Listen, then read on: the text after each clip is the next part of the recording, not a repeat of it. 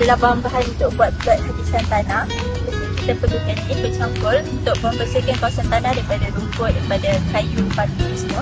Dan kita akan perlukan tadi rapiah sebagai dia punya bingkai ataupun penghadang untuk menandakan kawasan tersebut. Dan kita perlukan lidi untuk setiap 15 pil. Dan kita perlukan pisau untuk memotong lidi ini. Dan kayu pengukur, pembaris serta penanda. Untuk kriteria penyediaan instrumen plot hakisan tanah, sebelum menyediakan plot hakisan tanah, kriteria yang telah ditetapkan oleh kumpulan kami adalah memastikan kawasan plot hakisan tanah adalah kawasan cerun, dan kecurunan kawasan tersebut perlulah diukur menggunakan bahan seperti ataupun alat seperti aplikasi measures di telefon ataupun jangka sudut atau protektor. Setelah mengukur kecurunan bagi kawasan plot hakisan tanah yang kami pilih, darjah kecurunan bagi kawasan plot hakisan tanah kumpulan kami adalah 22 darjah. Untuk seterusnya adalah bahan-bahan untuk buat tolok hujan. Yang pertama adalah kayu ataupun pipe PVC. Seterusnya adalah cangkul tanah, botol, selotip, pisau ataupun motong, pembaris dengan tali rapiah. Lepas semua bahan-bahan telah disediakan menyediakan tolok hujan kita pastikan dahulu kita telah menepati kriteria untuk menyediakan tolok hujan kita, iaitu kriteria sebelum menyediakan tolok hujan adalah dengan memastikan tolok hujan yang didirikan adalah di kawasan yang rata dan tidak dihalang oleh sebarang bangunan ataupun pokok yang boleh mengganggu takungan air hujan kita. Kerana seperti yang diketahui, air hujan juga dipengaruhi oleh angin.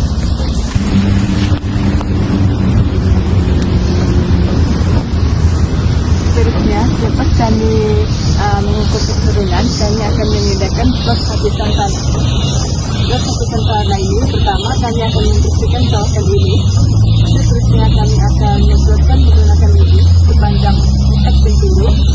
Seterusnya kami akan melilitkan tali rapiah di sepanjang pin ataupun lidi ini di setiap penjuru.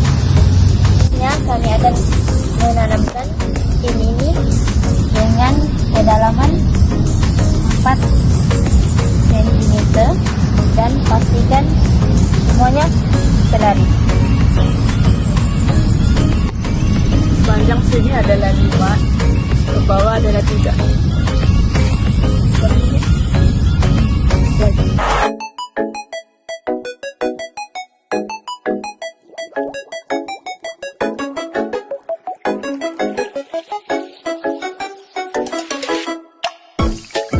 Ini akan tanda setiap pin dengan penanda.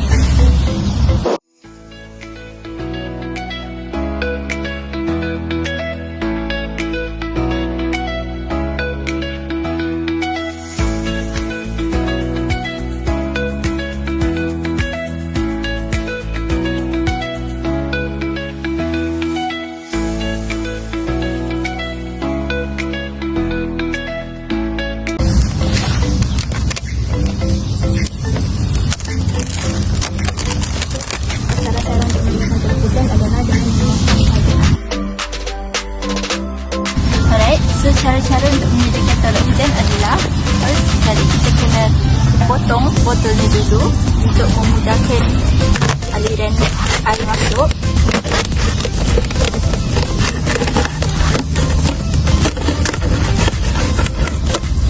Lepas tu kita akan gunakan bahagian atas ni simpan menjadi corong.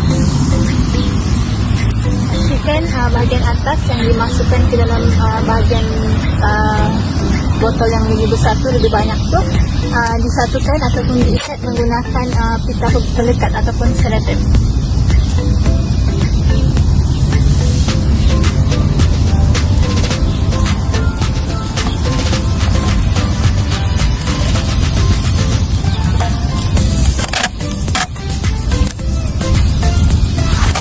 Berhati-hati dengan bahagian atas tadi yang kita potong tu sebab agak tajam. Dahulukan keselamatan anda.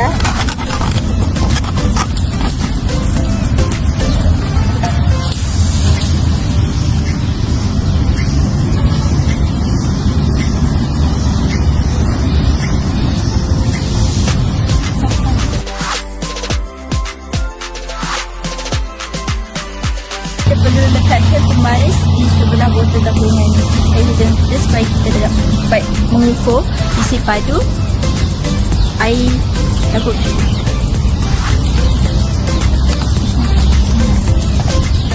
Kosong di bahagian yang atas. Pastikan tanda pengukur 0 cm pada pembaris anda berada betul-betul dan dilekatkan betul-betul pada bahagian rata botol tersebut. Kemudian anda boleh lekatkan pembaris itu dengan botol itu menggunakan selecer jernih.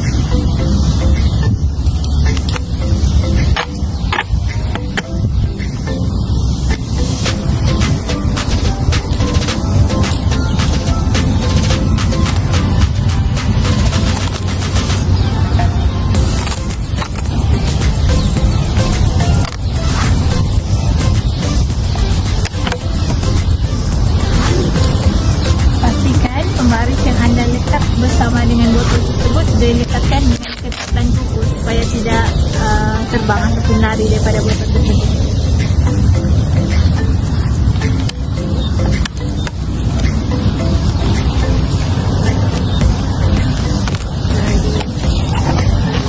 Setelah siap anda lekatkan pembaris terhadap botol tersebut, kemudian langkah terakhir adalah dengan melekatkan botol tabungan hujan tersebut pada kayu anda. Kemudian kita menggunakan tali raja. Ikat kuku.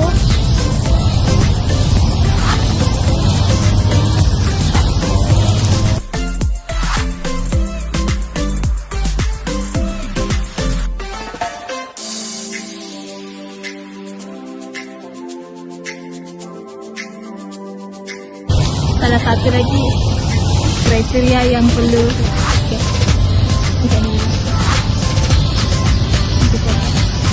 Salah satu lagi kriteria yang perlu anda perhatikan dan ambil kira sebelum anda siapkan tolak hujan ini adalah kayu yang dipilih perlulah berukuran 3 ataupun 5 kaki dari atas tanah.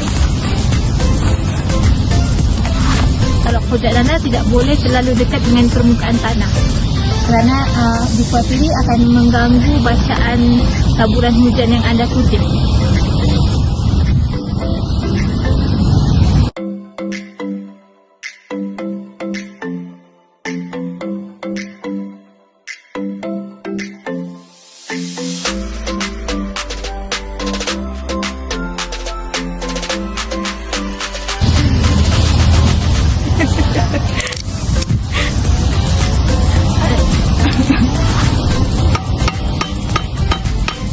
Kalau mau lebih selamat, pasangkan dia ke dalam tanah tu.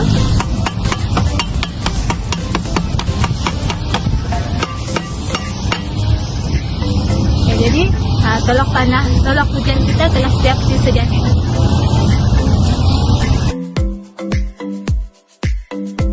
Fase yang kedua, kami akan mengumpul data untuk mengukur air hujan yang turun. Air hujan yang turun itu kami akan mengukur melalui teluk hujan kami, dan pada air hujan yang pertama adalah pada 6 bulan 1 2025.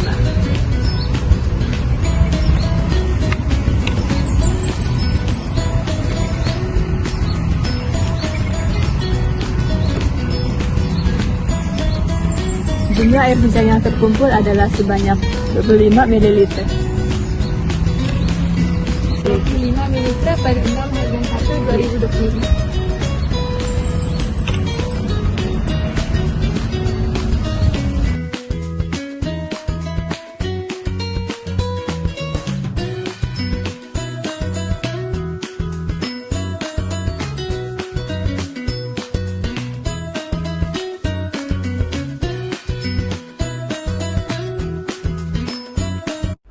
Hujan yang turun pada 6 Januari 2025 sebanyak 25 ml menyebabkan hakisan yang lebih kecil kerana jumlah hujan yang turun tidak terlalu tinggi.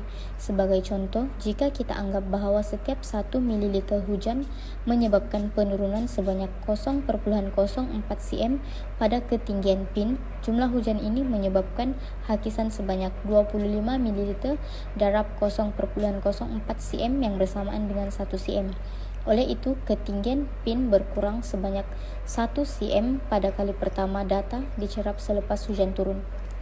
Pada 8 Januari 2025, kali kedua data dicerap, hujan sebanyak 20 ml menyebabkan hakisan yang sedikit lebih rendah berbanding pada 6 Januari. Dalam kes ini, hakisan akan menjadi 1,7 cm di mana walaupun jumlah hujan sedikit lebih rendah, kesannya tetap menyebabkan penurunan ketinggian PIN. Ini memperlihatkan adanya pengaruh hujan terhadap hakisan yang dialami PIN. Pada 10 Januari 2025 pula, hujan yang sangat tinggi yaitu 160 ml menyebabkan hakisan yang sangat besar, yaitu PIN mengalami kadar hakisan sebanyak 2 cm dari ketinggian asal ia ditanam. Penurunan yang besar ini memberi impak yang lebih ketara terhadap kestabilan cerun dan penurunan ketinggian PIN. Seterusnya, pada 11 Januari 2025, hujan adalah yang paling tinggi yaitu 200 ml. Hakisan yang berlaku adalah sebanyak 2,4 cm dengan menolak ketinggian asal PIN ditanam yaitu 16 cm dengan ketinggian PIN hari tersebut yaitu 13,6 cm, dan ini memperlihatkan kadar hakisan dialami selepas hujan turun dengan lebat. Ini akan mengakibatkan penurunan yang ketara pada ketinggian PIN. Kesan hujan yang sangat lebat ini menunjukkan betapa pentingnya jumlah hujan dalam menyebabkan hakisan dan perubahan ketara pada cerun. Akhir sekali, hujan pada 12 Januari 2025 sebanyak 150 ml juga menyebabkan hakisan yang besar dengan impak sebanyak 3 cm. Walaupun sedikit kurang daripada hujan 200 ml, ia tetap memberikan impak yang signifikan terhadap ketinggian PIN. Oleh itu, daripada cerapan data yang dilakukan oleh kumpulan kami dalam kajian ini jelas membuktikan objektif kami yaitu jumlah hujan yang turun mempengaruhi kadar hakisan PIN di cerun.